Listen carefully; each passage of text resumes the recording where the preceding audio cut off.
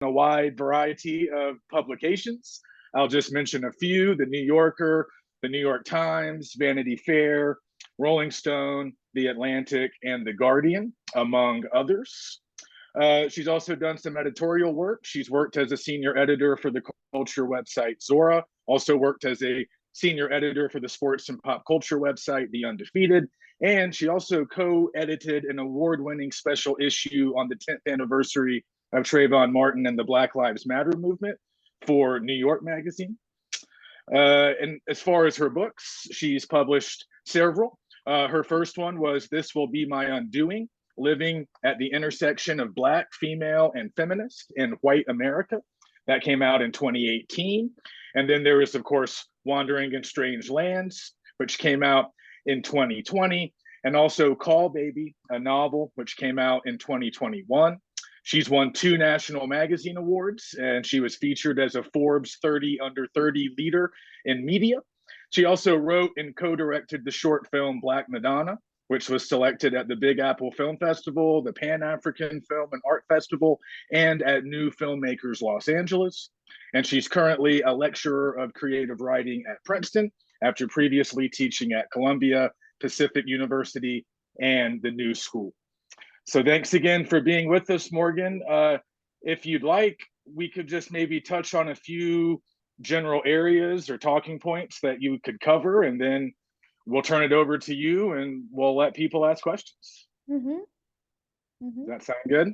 Yep.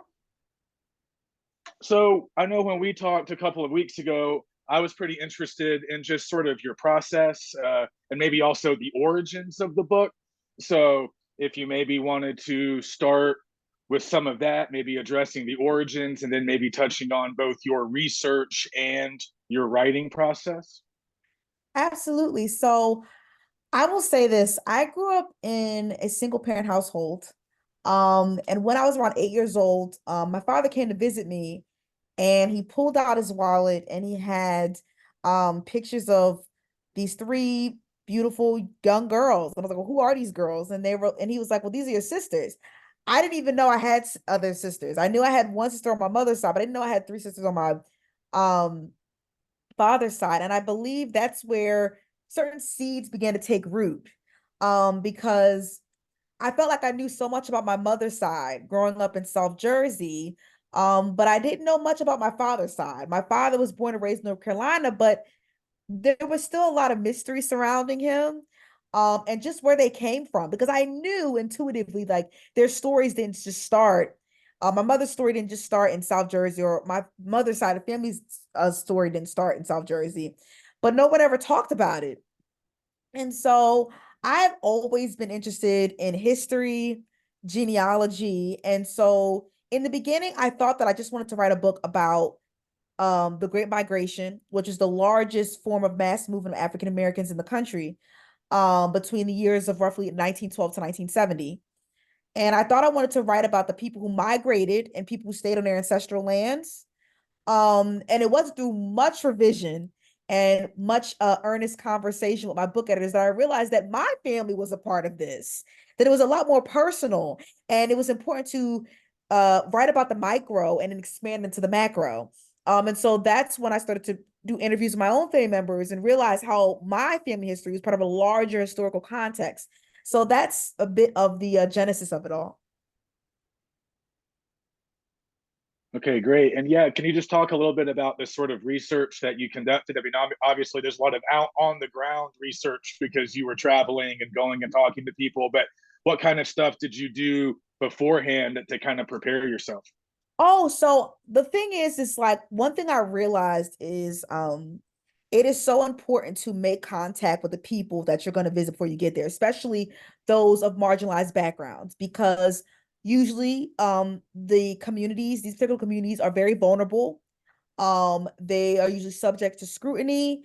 They're usually considered subjects for people's academic research and not often seen as human or misconstrued and things of that nature. So really what I did was I did a lot of extensive secondary research on the communities and the background and history of these communities and how they expanded.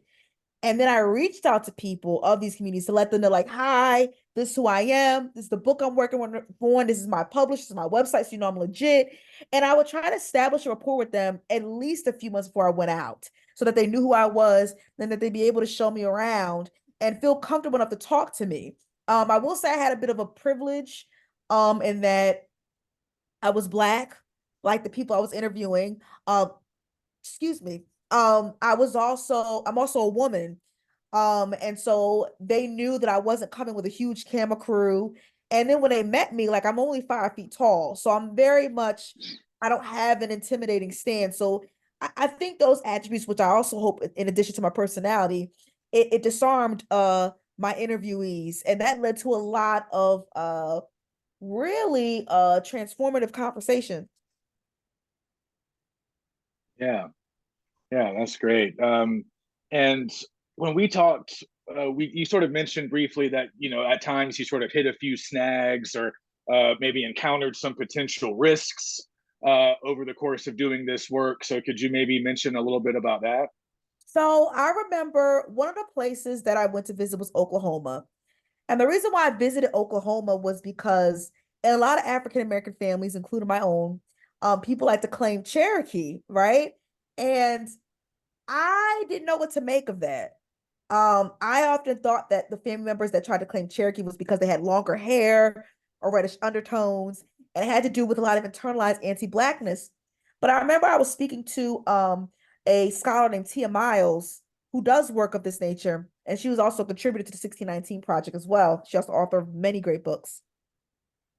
And she told me not everyone's grandparents are lying when they say that they have Cherokee ancestry, because unbeknownst to me, when I was in grade school and reading about the Trail of Tears, I didn't realize Black people accompanied these tribes on the Trail of Tears. So they were called the five civilized tribes. It was the Cherokee, Choctaw, Chickasaw, Seminole, and Creek. And when Andrew Johnson forced these tribes to move west of the Mississippi into Indian Territory known as Oklahoma, they brought along Black people with them. They were either enslaved by these tribes or they were adopted by the tribes. And some of them were fugitives running from plantations because these five civilized tribes were in the South, just like Black people at the time. And so you have this mass migration of indigenous people, and these Black people making these migrations too. So, of course, there would be some intermingling. So I wanted to go to Oklahoma to speak to what we categorize as freedmen, people who were listed in what's called the Dawes Rolls as freedmen, meaning they had African ancestry, but their native ancestry was obscured or erased, which led to repercussions with regard to medical, educational benefits, and also land allotments. And so when I was speaking to one woman, her name is Marilyn Van, she's a Cherokee freedman, and she was responsible for the activism that led for freedmen being considered full members of Cherokee Nation alongside what they call full-blooded Cherokee members. And I remember when I was talking to her on the phone, she made it very clear that she wanted me to book a hotel room that was right next to her where she lived. When I met up with her in Tulsa, Oklahoma, the first day I was there, she told me about how whenever she goes to events and does her activism, she does not say where she is until after she leaves. Like she doesn't post on Facebook until after she leaves because of safety. And so one thing to keep in mind about Oklahoma is that Oklahoma historically has the most sundown towns out of any state. And sundown towns, if you're familiar with sundown towns, it's like, don't be somewhere if you are a certain complexion when it's sundown, because you're more likely to be susceptible to violence. And so I already knew that history. I remember I was with a Seminole freed woman, and when she picked me up to take me to a protest outside the the Bureau of Indian Affairs, excuse me, in Seminole County, Oklahoma, she said in the car, she was like, "Man, if you were my daughter," and then her voice tapered off, and I was like, "What do you mean?" She's like, "I'd be afraid for you." While I was doing my field work, we were followed. We were escorted by other Black freedmen, like men, and we were being followed. That was a little bit of the precariousness of my situation. And to this day, I'm still processing it because I was only I had my rental car, my bag, and my recorder. And I think about what could have happened with me, because when you go to Oklahoma, not only do you have to be mindful of the police, you have to be mindful of the light horsemen, which are the police of the 5 civilized tribes, and you're doing this type of work.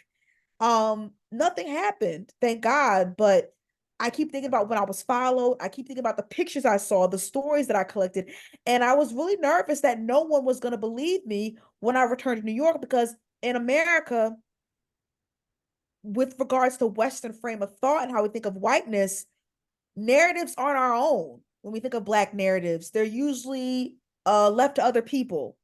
Um, and I just was afraid that because these stories had not been documented before, because you couldn't find them in a textbook somewhere, and because they couldn't be validated by white anthropologists, white ethnographers, and so on and so forth, that people wouldn't believe me. I mean, at the time, I was only 26 years old doing this field work. I didn't think that, even despite a New York Times bestselling book underneath my belt, figuratively speaking, that no one was going to take what I was saying seriously. Even when I hurriedly I had myself on a routine. Sorry if I'm speaking too long on this, but like, I had myself on a routine because I knew of the danger of being in Oklahoma, the history of sundown towns, the work that I was doing.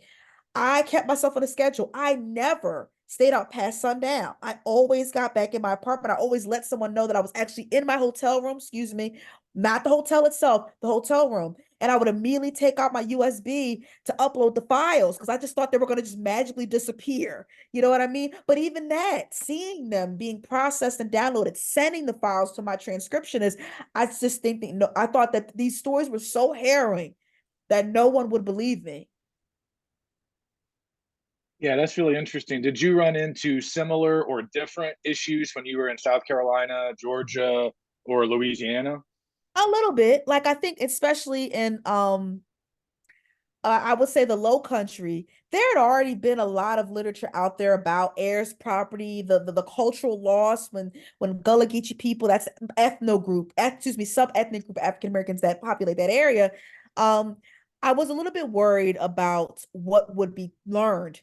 But I think I was most worried in Oklahoma because, as someone who's based in New York, coming from New Jersey, I'm more familiar with Southern Black people than Midwestern Black people, especially Black people mixed with Native ancestry.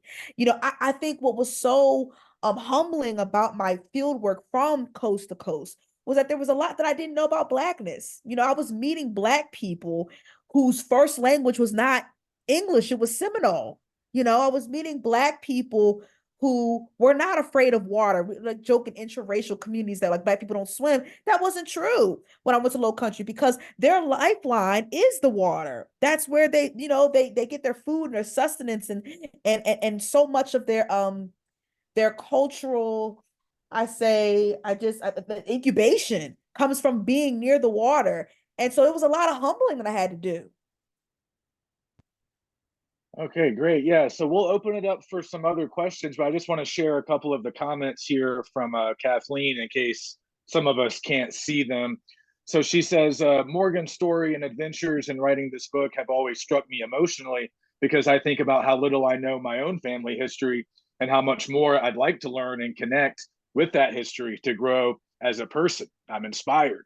And she Yeah. also adds, I've had similar experiences of being followed, etc. When I've conducted ethnographic research or field work in various places as a person of color. So I totally get this. Yeah, and I think also like there were things that I felt on a spiritual level and also on a superstitious level, I would say, otherworldly level, that was oftentimes hard to put into language. So, for example, I remember I was doing field work in Hilton Head, and I was meeting with a man named Taiwan Scott.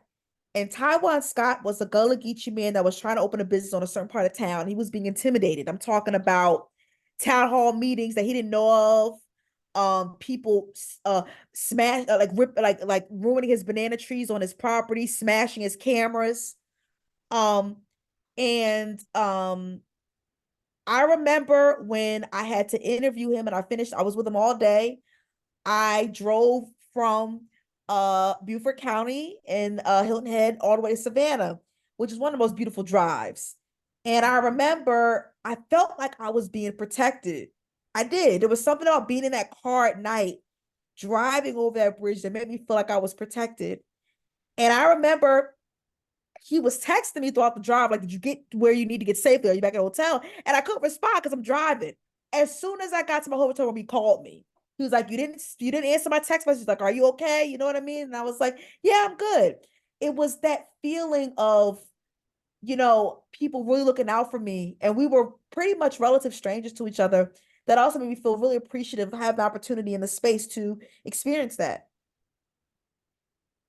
Okay, yeah, that's great. So let's just open it up to questions. If anybody has a particular question, or if you would like to maybe just point to a particular passage or a particular part of the book and just make a comment, we can turn there. But also you can throw any questions out there. You can either type them into the text or uh, just put a hand up like Dr. Cooley. So we'll start with Nick. Hi. So I kind of want to follow up on the stuff you were just talking about, because you've worked for some pretty major like media companies and media outlets, but now you're more of an academic, right? You're teaching and stuff. And so I wonder, as a writer, when you're out in the field, do you see any difference if you put on your journalist hat or your academic hat when it comes to interviews, or if you go into an environment in Oklahoma or South Carolina, do you find that one identity, serves you better than another? Just what's that experience of being able to kind of toggle back and forth between teacher at Columbia and I used to work for the Undefeated, that type of thing? Yeah. Well, I love this question. And you know what's interesting? Like, this book has been out for a few years and I've never gotten a question like that. So thanks. Um, when I was doing the fieldwork for this book, it was back in 2018. And so at that time, I don't even think I started teaching at Columbia yet. So I didn't even have academic side of it.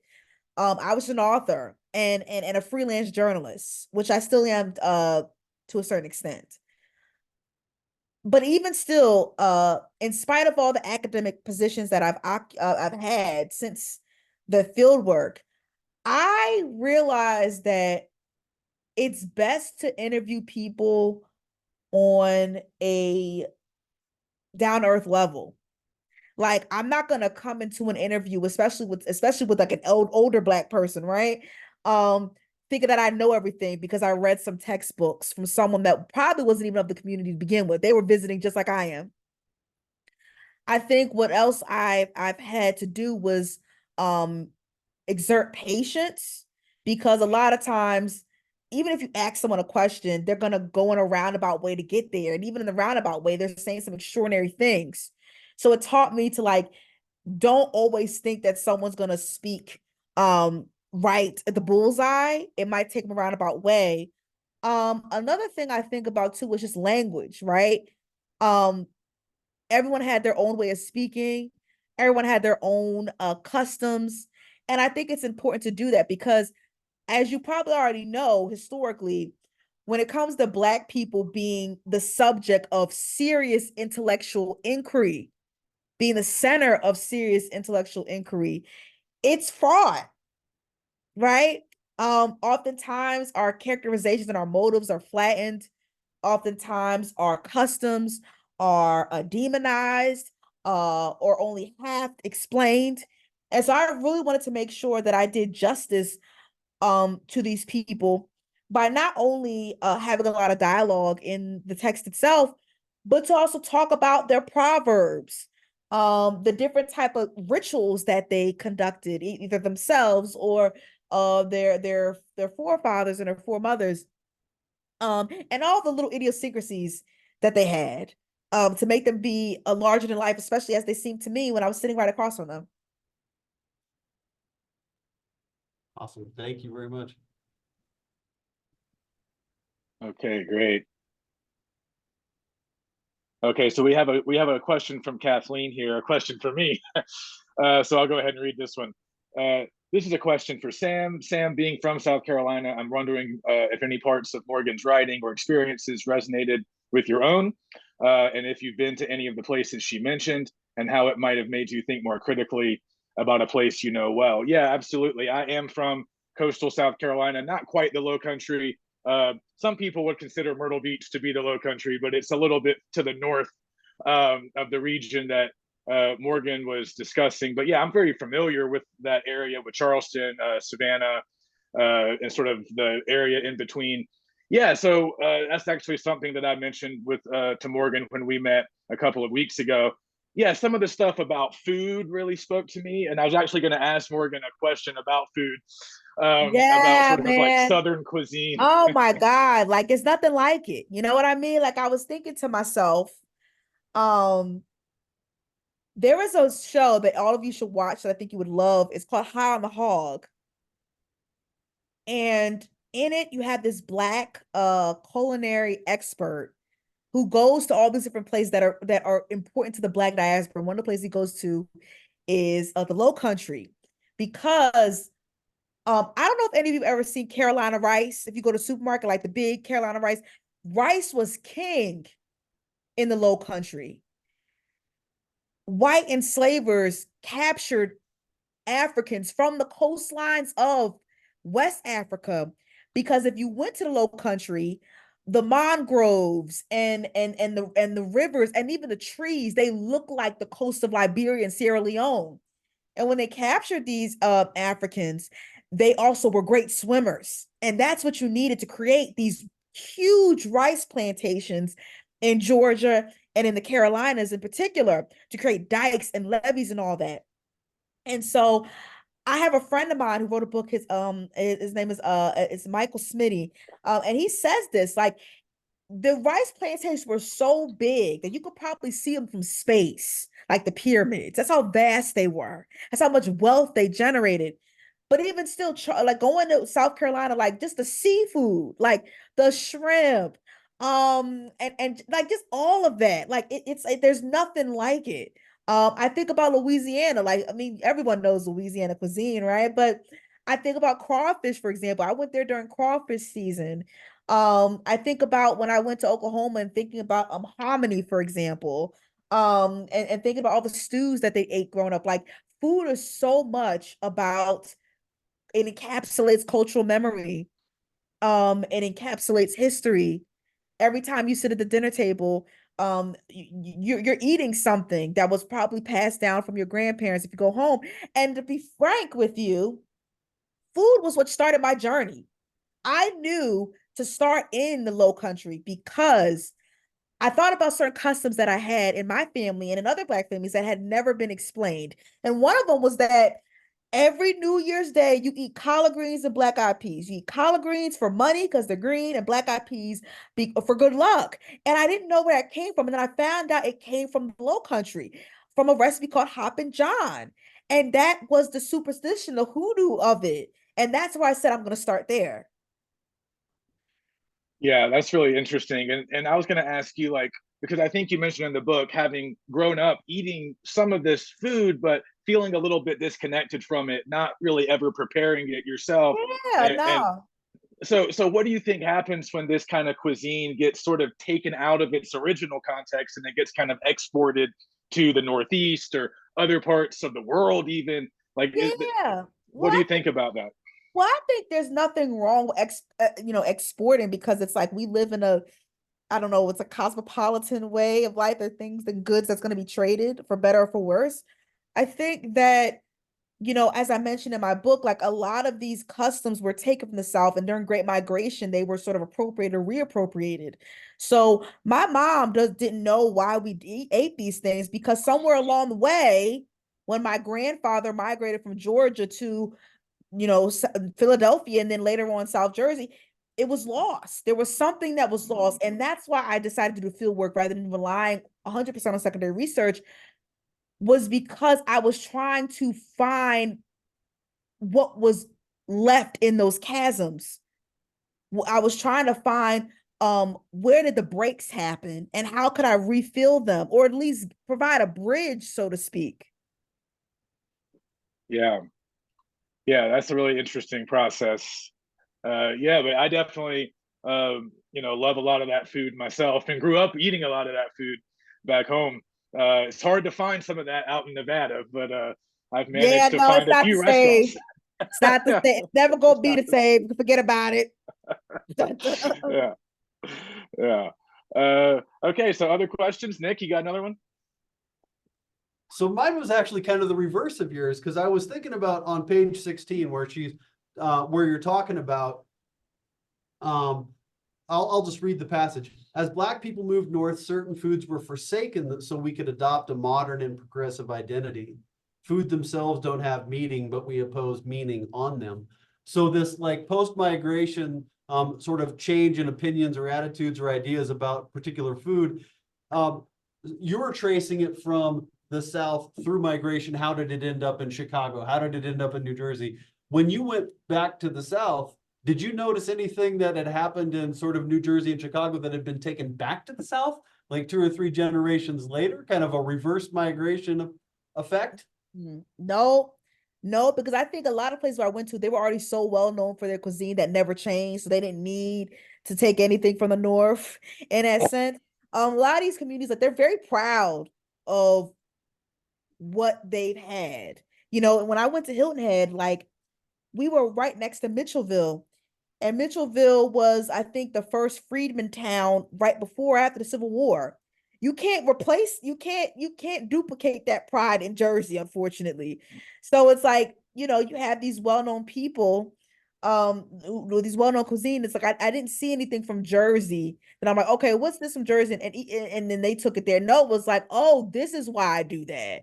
This is why my mom prepares it this way. This is why she does that.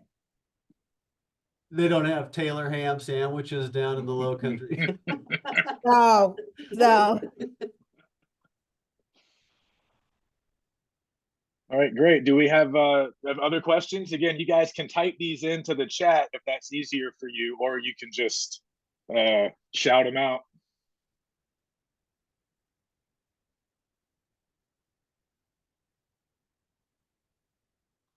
Okay, so Kathleen has a question. She says, Morgan, do you have any food projects in the future? I'm not sure. Like, I'm getting kind of hungry myself. Like, I'm not exactly sure. Like, I am still learning, like, my relationship to food, cooking more, living by myself for a number of years, and what I could talk about it. But I think what has really been interesting to me, not necessarily food, but herbs. During the pandemic, like I took a herbalism class, a few herbalism classes, and I was learning about like certain herbs that were brought over during the transatlantic slave trade, herbs that have been very helpful to my body and my system. And now I'm learning like the deeper reason for that. And that's something that feels really fulfilling. So I now say never.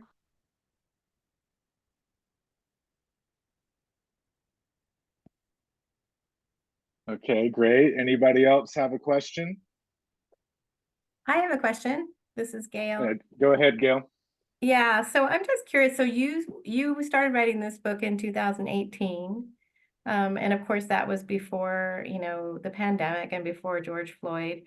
And I'm so struck when you're talking about the fears that you know, and concerns that you had traveling in Oklahoma then. And I just wonder, like, do you reflect on like, would it be a different book if you were writing it now? Oh yeah. Well, yeah, because now the stakes are higher because now we're in an age where people are banning books about Black history. I mean, in Florida, they're trying to say that, like, I remember a couple years ago, it was like Texas was trying to say slavery was indentured servitude. And the other day, I just saw a viral tweet of this person having a grade school child and having to get a permission form slip signed to read book by an African American during Black History Month. So I think it'd be a different book because when this book came out, book banning was not a thing as much. It was getting there, but it wasn't so much of a thing right now. I also think about just the rise in anti-intellectualism in this country, right? The rise of disinformation that I do wonder if like the rise in fascism, like would I have been as safe doing this work by myself? You know, with knowing there's vigilantism and it's way more overt now. I'm not sure. I think I would say I feel less safe. I always told people if I went to Oklahoma specifically, I ever went there again, I'd have a weapon with me. I don't know how I went through there without a weapon. Um, and I think even more so now, I would try to defend myself somehow. Like I think it is definitely like the book probably would have been perceived in a different way. Yeah, thank you. Mhm. Yeah, great. Do it. Nick and Melody, did you guys have one? Yeah, I was, Morgan, you mentioned finding your place in the larger historical context and kind of going from like the micro experience to the macro. As a creative writing teacher, how do you help your students kind of find their micro starting point, and how do you encourage them or direct them to move out from there? I love this question because like I'm teaching undergrad students and I feel like we literally just had a 15-minute long conversation at the start of class yesterday about originality. And I was trying to tell them that there is nothing original anymore. And I literally took 3 books and I said the Odyssey, Romeo and Juliet, and what was the Frankenstein. I said I want you all to spend some time right now seeing which works were inspired by them. And they went on their laptops and they found so many. And I said, so what does this tell you? What makes a story original? And they were like, oh, the author's perspective, like tone, voice, like different setting. And I said, this is how you need to treat your stories. And I told writers, especially those who do nonfiction, like, if there is something like a memory of yours that you just cannot shake out of your brain, that you can remember what you wore, the weather that day, who was with you, whether you realize it or not, that experience have informed the way you navigate this world. It has had some influence on your psyche, and it matters. And the way, if it matters to you, then it can matter to someone else. It's all about a matter of execution. But I think it's always the hardest part for me as an educator to be like, no, you do have something to say, and it's not boring. It matters to you, and you can translate that onto the page. So once I tell them that something matters, I also say to them, do not make it solipsistic. Like, don't just say this happened, this happened, this happened. What is the awareness that you got from this experience? How did it make you how did it inform the way you see yourself in this world?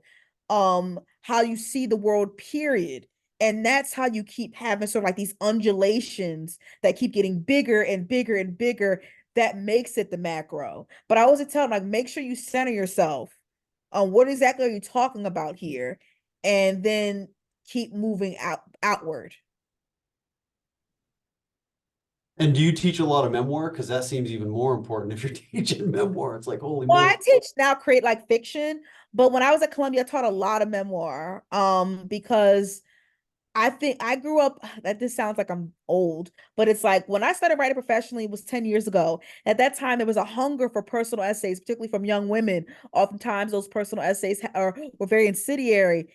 And I'm not gonna lie, like for a couple of years, I had a lot of insecurity about being a person who got their start doing personal essays because it was seen as a ghettoized form of writing. It wasn't seen as being artistically ambitious or rigorous at all. When in actuality, that was the only way for women of color, and especially young women of color, to get their start, was personal essays and what we call hot takes, op-eds that were churned out very quickly. And so I've always been trying to push back on the notion that personal narratives is infantile. It's not something that needs to be taken seriously. Um, and so when I do have students that are nonfiction, it just make it like the first part is letting them know that their memories matter and experiences matter.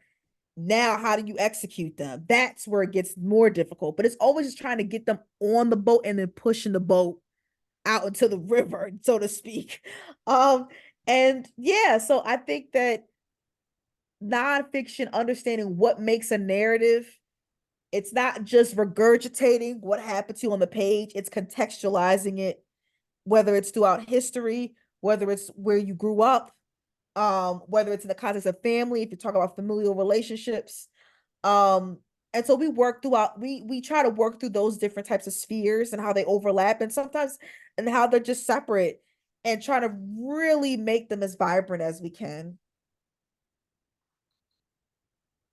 And do you notice any of your students taking an interest in their own family histories or genealogy and kind of doing similar work to what you did with this book? Yeah.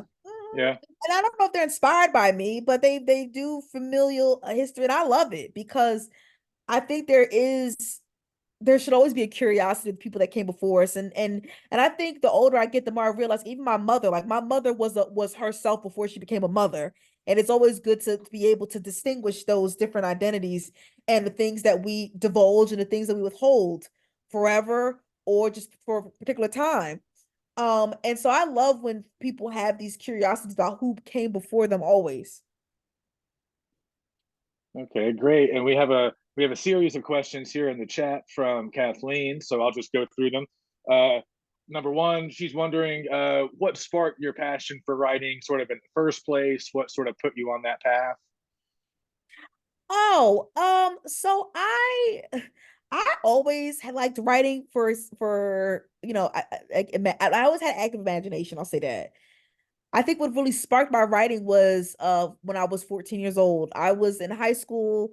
I was being bullied every day, and I was a very non-confrontational person, and I internalized a lot of the rage I felt, the need to escape, and that's when I started writing as a form of escapism. Um, I wanted to be a writer since from the time I was 14 on. Before that, I wanted to be a doctor like my father. My father is a doctor and he has his own medical practice, and I thought that that was what I was going to do. Was I was going to become a doctor. I had it all planned out. I wanted to get an MD, PhD from Columbia, and then I would take over my father's practice. As a child, I was an avid reader, kind of. I did not find a lot of stories that really interested me. Like my dad would always buy me books for my birthday and Christmas, and I would read, but I wasn't like a Matilda type, where I had like 50, I was reading 15 books a week. I wrote more stories on my own. I imagined certain plot lines in my head. Um, so yeah. And I guess and the final question, like, what do I do when I feel burned out from writing? I rest. Like, I think what I'm learning more and more is that resting is just as much a part of the process as working. Like, it's just like an exercise. If you don't give your muscles time to heal, you will injure yourself. And I think that I am able to connect the dots of my writing and to come up with ideas when I'm not even writing. I could be in the shower, which some people believe that, because you're clearing your what's it called? I think your third eye chakra and your crown chakra, you'll be able to be more creative. But I get ideas when I'm walking in New York. I get ideas when I'm sweeping my floor. Like I think that when I get burnt out from writing, I tell myself like that's the time to rest. And just when I feel burnt out, period, is because I'm overtraining, I'm overexerting. So yeah. Okay, great. Do we have other questions? So Kathleen says she has a lot of admiration and respect for writers and their labor. So Thank you. thank you for answering. And she also mentioned that she was impressed by the depth and breadth of your writing. And so maybe we could address that. Like, so, you cover a lot of different things. Like, how do you feel like you've been able to cover such a diverse range of topics and or subject matter?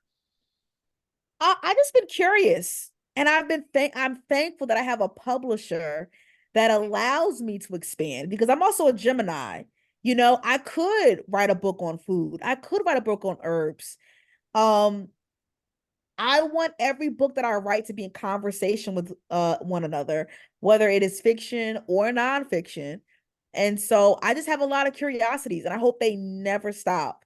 And so Wandering in Strange Lands was very hard for me, nonfiction wise, because my first nonfiction book was an essay collection. Yes, I had to do some research, but it was nowhere near what was required and demanded of me for a Wandering in Strange Lands. It stretched me as a reporter, as someone who felt like an investigator at sometimes. And I was really thankful that I had the opportunity and also the money, because that's something that I can't, omit from the conversation the privilege of being able to have a book contract that was sturdy enough for me to afford airline tickets, hotels, rental cars, transcriptionist fees to outsource the work. So I wouldn't have to worry about transcribing every single interview that I did. I could just focus on the interviews themselves. Yeah. Okay. Yeah, great. And I was going to ask you just as sort of a way to maybe bring us near the finish line, just like for a Nevada audience, since this has now been selected as a Nevada Reads book, like, a lot of things in here probably going to be unfamiliar to a lot of Nevada readers, the places, some of the cultural aspects. So if you had to just like grab a few key takeaways that you would really like a lot of readers in our community to maybe walk away with after finishing the book, what would you say? I would say that there's more Black history than you know that is right in front of you or underneath the surface. I think even in Nevada, there are probably all Black communities right there now or historically that tell about what it was like for Black people to have self-autonomy in a country where they were never historically allowed to be able to have movement, to be able to dream of a better life and to put forth in motion to have that. Whether or not they achieved it is we'll never know. But I think with Water and Strange Lands, I wanted to show that like my history is American history. It's not just Black American history, it is American history. And it shouldn't be just spoken about during 1 month out the year. It shouldn't just be spoken about in a separate category in a bookstore. It is American history. And I think the sooner we think about Black people and their different histories, because we're not a monolith, as I found out on this trip, there's multiple histories under African Americans, then we will be able to have a fuller, more heartbreaking, but also more transformative picture of what America has been to some of its most loyal citizens. I feel like I should say amen or something after that one. So this is a question I've always been really curious about. And I do have to say, one of the things I loved and is your curiosity. And when we talk about being role models to whether we're instructors or parents, that to me is always my go-to is follow your curiosity. It won't lead you astray. It might lead you where you didn't think you wanted to go. It might lead you someplace different, but it won't lead you astray. So I really appreciate that. That really was a theme throughout the book.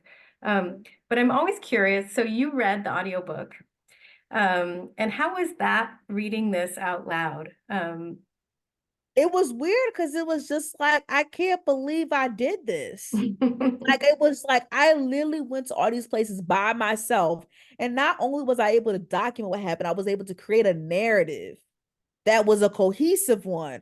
I mean, it was an honor to read it and to embody who that person was at that time.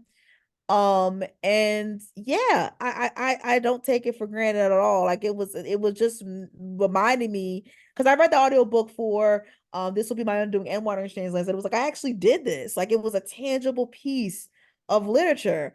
And I also thought about the future. Like I thought about like, if I were to have children and my children were to have children, they would always be able to go back to this document. Mm-hmm. And whether hearing it or whether reading it, but they'll always have that. Mm-hmm. And so that's what's something that I think about a lot. That's so cool. And do you think that as you're teaching, undergraduates, do you think that they're more likely to pick up the book or listen to an audio version of it? Oh, it depends because I hear mixed all the time. Mm-hmm. Like sometimes I hear people like I like audiobooks because I like to run. You know what I'm saying? But other people are like I like a tangible book. Mm-hmm. Yeah, Books are still popular. I hope so. We hope so. So Morgan, I was actually gonna go a little bit off topic and ask you about the film that you recently wrote and co-directed. Did you want to say anything about that? I was reading a little bit about it today, but did you want to tell Yeah. us a little more? So it was a short film that I wrote called Black Madonna, and I was inspired to write it because, well, the premise is like a Black female environmental activist discovers that she's pregnant. She's trying to figure out why, like whether or not it's ethical for her to bring a child in the world because the LA neighborhood in which she inhabits, is on the verge of collapsing. Um, and the reason why I wanted to read it was because I've read so many narratives by white women talking about global warming and talking about is it ethical to have a child, where in reality, if we're thinking about who is going to be the most impacted by global warming, it's those who are Black and brown, particularly those from the global South.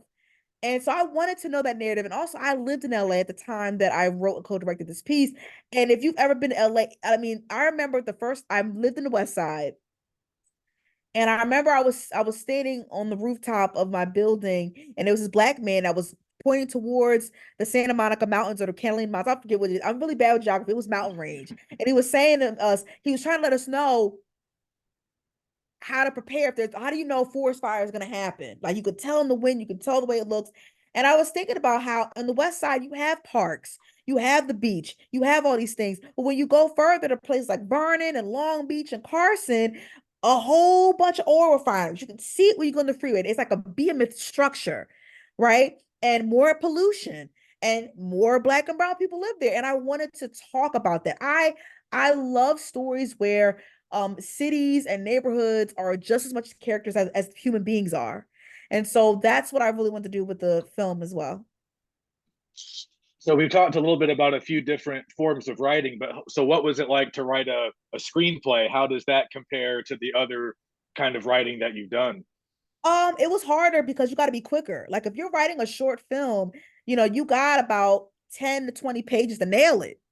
And I think for me, coming from book writing, I like take my time. So it was a lot of revisions of just nailing the middle parts, nailing the ending.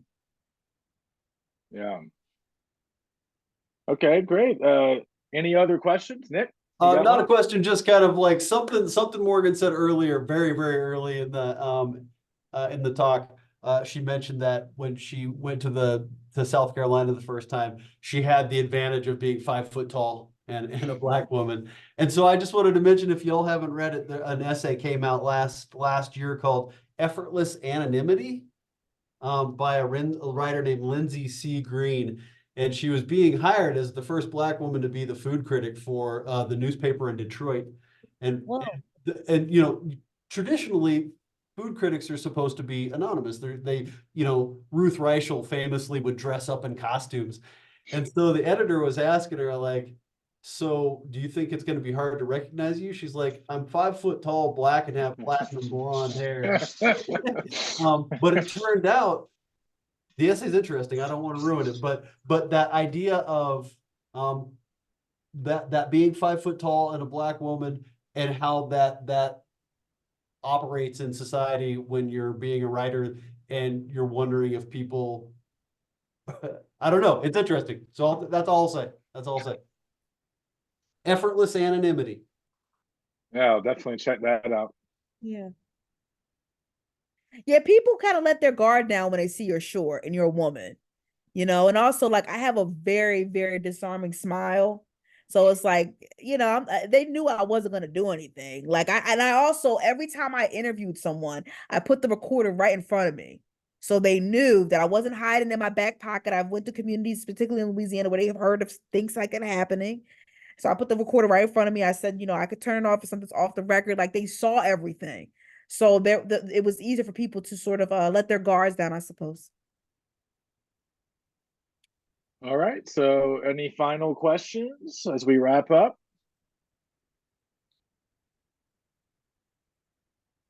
One final thing I was just going to ask is any info about future projects? Like what are you working on now? What's coming up? Yeah, so I'm working on my next book, and it's going to be a novel, and it's tentatively scheduled for next year, fingers crossed. So that's pretty much what I'm trying to put the finishing touches on. Well, congratulations. And Thank thank you again. We are so grateful. Thank you so much. I got to do my little thing where I thank everybody now. So so again, we'd like to thank the Nevada Humanities for making this hour possible, and of course the National Endowment for the Humanities. This conversation is recorded, and you'll be able to view it and share it be able to view it on our YouTube channel. So we have a lot of folks that want to attend, but they can't because of timing, and so they go and watch it later. So we are also our instructors can share it, share excerpts of it in their classrooms if they're using the book. If you have any feedback on this event or ideas for future events or titles, please reach out to us. You can email us or contact us via our social media pages. Our link for the webpage is in the chat. I want to thank Morgan and Sam again, and also Kathleen, who's visiting us from the Nevada Humanities. Thank you so much for partnering with us again, and the Nevada Reads program. We're super grateful for always being able to take advantage of that. And I didn't also mention the copies of all of Morgan's book and all the Nevada Reads books are available at all of our GBC campuses. So I think, unless anybody has anything else, we can let Morgan go have a snack before bedtime. So what? Yeah, thanks so much, Morgan. Yeah, Morgan, what is your go-to snack? What is your go-to snack? Oh, popcorn. I'm obsessed with popcorn. Yeah. It's not popcorn, it's corn tortilla chips. I'm so obsessed. So do you do yeast on your popcorn? No, I just like the really bougie Himalayan salt popcorn. Okay. That's pretty much it for me. All right. Right on. Thank you so much, Morgan. Thank you Really all. Take appreciate you care. visiting with us. Have a lovely Thank evening. you. Okay, bye everybody. Have a Thanks, great all. Have a weekend. Good night. Bye. Thanks, Sam and Gail. All right, bye, y'all. Sorry if I talk too much.